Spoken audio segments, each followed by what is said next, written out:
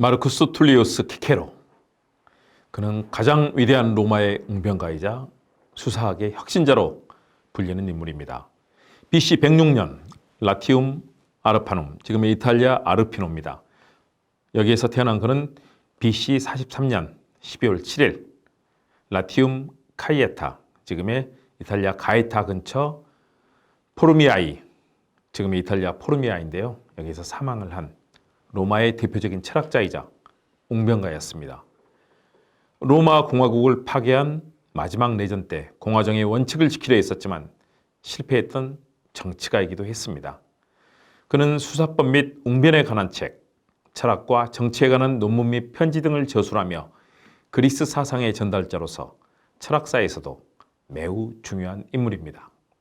그래서 그의 웅변에 대한 얘기들 오늘 스피치 횡단열차에서 다뤄보려 합니다. 안녕하세요. 김은국TV 시사도민고 김은국 교수의 스피치 횡단열차 힘차게 출발합니다. 김은국TV 시사도민고는 우리 사회의 주요 현안을 분석하고 해법을 제시하는 유튜브면서 동시에 이 시대를 살아가는 사람들에게 좋은 생각을 나누는 기분 좋은 소통의 장입니다. 많은 관심, 응원, 참여와 좋아요, 댓글과 공유, 구독, 알람 설정 부탁드립니다. 시계를 멀리 로마 시대로 돌려보겠습니다. 로마 제국에서 가장 중요한 수학자이자 웅변가였던 키케로. 그때는 BC 1세기 때입니다. 아주 먼 옛 호랑이 담배 먹던 시절입니다. 그는 위대한 수학자이자 웅변가로 꼽히면서 말하기, 스피치, 웅변을 이야기할 때 빼놓을 수 없는 세계적인 정말 역사적 존재입니다. 가장 위대한 로마의 웅변가이자 수학의 혁신자였고요. 또 로마 공화국의 뛰어난 정치가였습니다. 철학은 활동적 삶을 대신하는 대체제였고 공적인 활동에서 소외되고 배제됐을 때 위로를 얻는 수단으로 키케로는 봤습니다. 키케로의 주요 작품들은 수사학에 관한 대화편, 웅변가에 관하여, 정치학에 관한 대화편, 국가에 관하여, 법률에 관하여, 윤리학에 관한 대화편, 최고성과 최고악, 투스쿨룸에서의 대화 등으로 이 책을 통해 그의 정치 철학 체계를 엿볼 수 있고요. 특히 웅변에 관한 스피치, 말하기에 대한 그의 여러 가지 이 설파된 여러 가지 비법을 알 수 있습니다. 대웅변가답게 문장이나 절의 마지막에서 청중에게 강한 호소력을 가질 수 있는 운율을 면밀히 연구한 스피치의 대가입니다. 키케로의 수사법은 복합 예술 형태였고 청중의 귀는 이 효과를 예민하게 감지해서 그는 많은 인기를 모았습니다. 그의 연설 가운데 불완전한 형태로 남아있는 것까지 포함하면 68개가 지금까지 남아있고 약 48개는 소실이 됐습니다.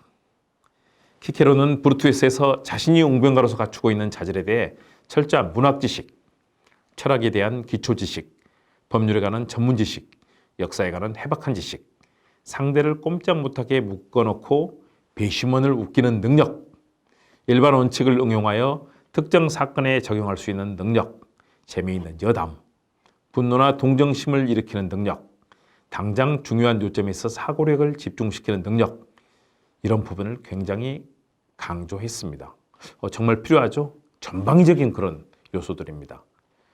그는 웅변가의 관하에서 이상적인 정치가로서의 웅변가를 정의를 합니다. 정치가는 반드시 웅변가야 된다는 것이죠. 지금도 국회 또 미국의 의회에 보시면 정치인들 계속해서 연설하죠. 전통적인 수학에서 벗어난 새로운 웅변설, 어레이토리를 창출했습니다. 그는 웅변가의 관하에서 수사학의 기법을 주로 논하면서도 웅변술을 갖춘 이상적인 정치가를 아주 집중적으로 다룹니다. 정치가는 철학적 지혜를 갖춰야 할 뿐 아니라 그 지혜를 웅변술을 통해 청중에게 잘 전달할 줄 알아야 하며 정치가는 법정, 민회, 원로원에서 연설하는 웅변가와 다름이 없다는 것이 그의 생각이었습니다. 그렇죠. 수많은 공공의 장소에서 자신의 생각을 전달하는 것, 이것이 정치가이자 웅변가의 일이었던 것이죠.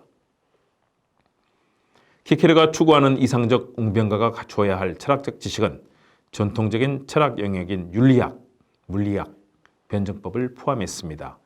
윤리학에는 심리학과 정치학이 포함되는데 웅변가는 청중의 마음을 휘어잡기 위해 심리학을 이해해야 합니다.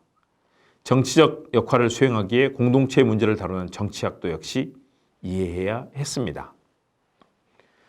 그는 이상적인 웅변가에 대해 플라톤의 철인왕, 철인을 강조했던 플라톤과 달리 웅변술을 사용해서 반드시 사악한 대중을 선한 대중으로 만들 도덕적 의무를 지는 것은 아니며 정치적으로 필요하다면 청중을 조작하는 데 주저하지 말아야 한다고 규정을 합니다.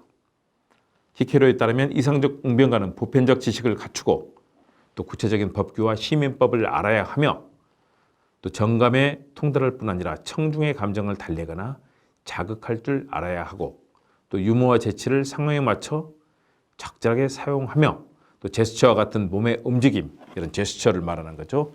두 팔을 들거나 또는 하늘로 이렇게 두 손을 올리거나 이런 제스처 같은 움직임도 중요하게 생각했습니다. 얼굴의 표정, 목소리로 청중의 감동을 줄 수 있어야 한다고 이야기를 했습니다. 웅변, 스피치, 말하기를 잘하려면 이 같은 복합적인 능력을 갖고 있어야 한다는 것이 키케로의 주장입니다. 또 연설문을 만들고 발표하는 과정에서 발견, 배치, 표현, 기억, 연기 이렇게 5가지 규칙이 요구하는 바를 완벽하게 충족할 수 있어야 한다고 그는 주장합니다. 철학에 정통한 이상적 웅변가는 소수의 철학자와 대화하는 것을 목적으로 삼지 않습니다. 그의 주임무는 연설을 통해 원로원, 의원, 민회, 시민, 법정의 청중들의 이성과 감정을 움직여서 자신이 원하는 방향으로 유인하고 인도하는 것이며 이러한 의미에서 웅변가는 현장에서 활동하는 정치가라고 볼 수 있는 것입니다. 이처럼 키케로의 웅변술은 오늘날 수많은 방송과 토론회 등에서 자신의 말을 해야 하는 사람들이 배우고 참고해야 할 내용들을 가득 담고 있습니다. 키케로의 웅변술은 참고에 더 말 잘하고 자신의 생각과 뜻을 잘 전달하는 훈련을 해보면 어떨까요?